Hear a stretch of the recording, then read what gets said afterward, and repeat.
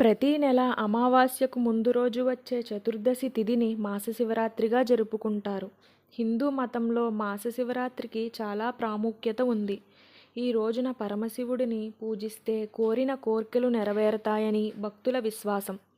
ఈ ఏడాది మాసశివరాత్రిని నవంబర్ 29వ తేదీన జరుపుకోనున్నారు. అయితే ఏడాదంతా శివుని అనుగ్రహం లభించాలంటే మాసశివరాత్రి రోజున కొన్ని ప్రత్యేకమైన విధి విధానాలు పాటించాలని ప్రముఖ జ్యోతిష్యుడు మాచిరాజు కిరణ్ కుమార్ చెబుతున్నారు. ఆ వివరాలు ఇప్పుడు చూద్దాం.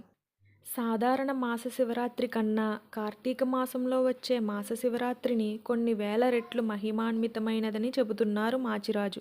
ఆ రోజున పాటించాల్సిన విధులేంటంటే నక్తవ్రతం. కార్తీక మాస శివరాత్రి రోజున నక్తవ్రతం చేయాలని చెబుతున్నారు.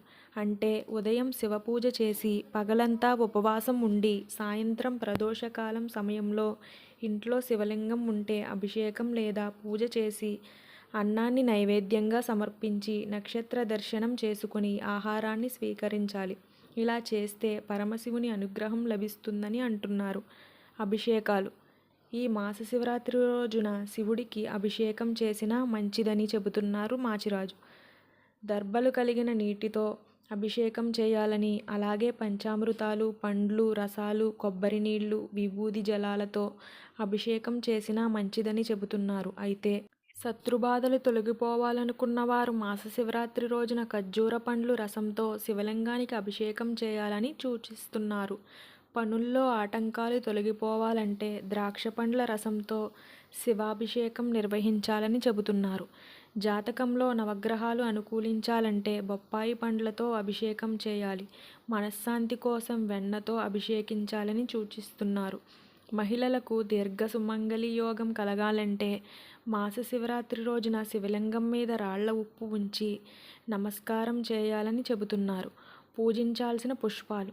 కార్తీక మాస శివరాత్రి రోజున పరమేశ్వరుడిని జిల్లేడు పూలతో పూజించాలని చెబుతున్నారు. అలాగే ప్రాచీన శివాలయాల్లో లభించే నాగశివలింగ పుష్పాల్ని శివుడి దగ్గర ఉంచమని చెబుతున్నారు. ఒకవేళ సహస్రఫణి పువ్వు దొరకకపోతే జిల్లేడు పూలు, ఎర్ర మందారాలతో పూజించమని సూచిస్తున్నారు. నైవేద్యాలు.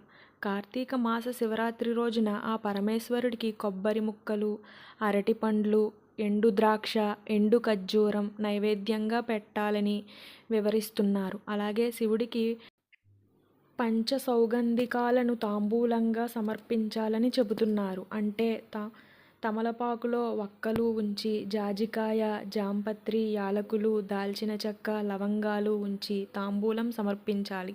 ఆ తరువాత దానిని స్వీకరించాలి. అలాగే దవన పుష్పమాలను కూడా వేయాలని చెబుతున్నారు. చదవాల్సిన మంత్రము. ఆర్థికంగా పురోగతి లభించాలంటే కార్తీక మాస శివరాత్రి రోజులో ఖచ్చితంగా 2 మంత్రాలు చదవాలని చెబుతున్నారు. అవేంటంటే మొదటి మంత్రం శ్రీ శివాయ మహాదేవాయ ఐశ్వర్యేశ్వరాయ నమః. రెండో మంత్రం శ్రీ శివాయ నమః.